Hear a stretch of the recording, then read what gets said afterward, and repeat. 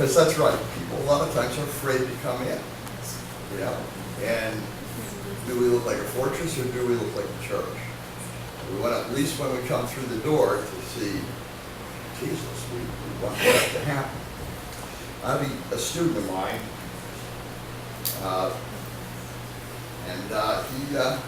he played baritone horn for me. He and his sister were students of mine a number of years ago.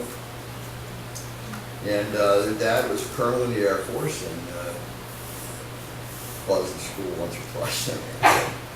And he decided to become a pastor. So he went to a Union Seminary in New Jersey. And he became an Anglican pastor. And he ended up, he thought, in Chicago. In many of our major cities today, there's a bad part and a good part, there isn't much in between. He did a wonderful job there. He has a wonderful heart. He's a loving person.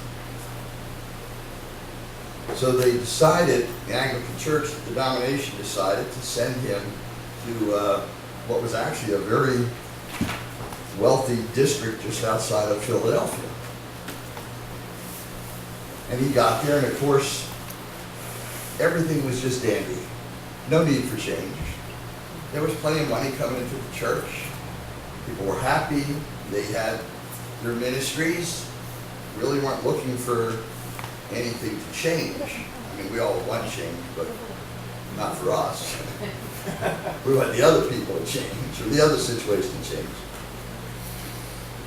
So he got there and he realized that a lot of the younger people were not coming into the church because the church was closed. They couldn't see in. And it was a scary thing for them. They didn't know what to expect when they opened that door. So he had the church go to prayer, tore the front of the church open, and they turned it into all tempered glass.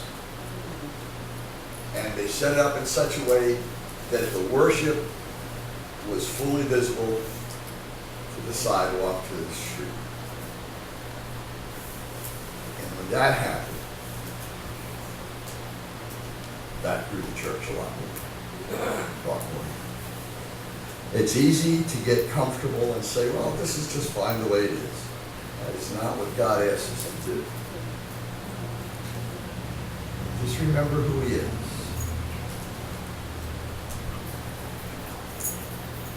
In the beginning was the Word, and the Word was with God, and the Word was God. He was in the beginning with God. All things were made through Him, and without Him, this is Lord Jesus, nothing was made that was made.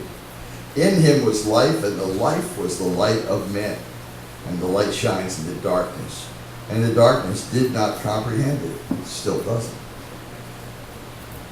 He was the true light, which gives light to every man coming into the world. He was in the world, and the world was made through Him, and the world did not know Him.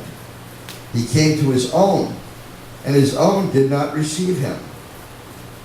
But as many as received Him, to them He gave the right to become children of God, to those who believe in His name, who were born not of blood, nor of the will of the flesh, nor of the will of man, but of God.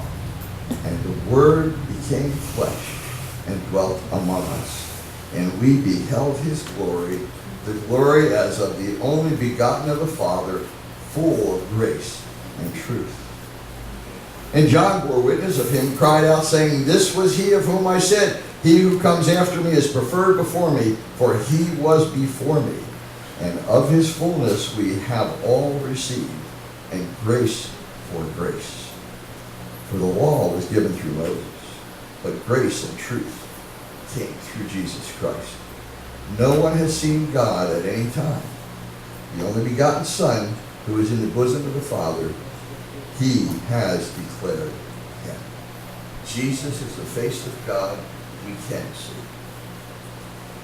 And we thank Him for all the wonderful blessings He's given us. Amen. Are you able to sing a song, or you up for it? Oh, well, it's a quick song, quick song. And it's a good ending. It's called I'll Fly Away, which. And it's a good song.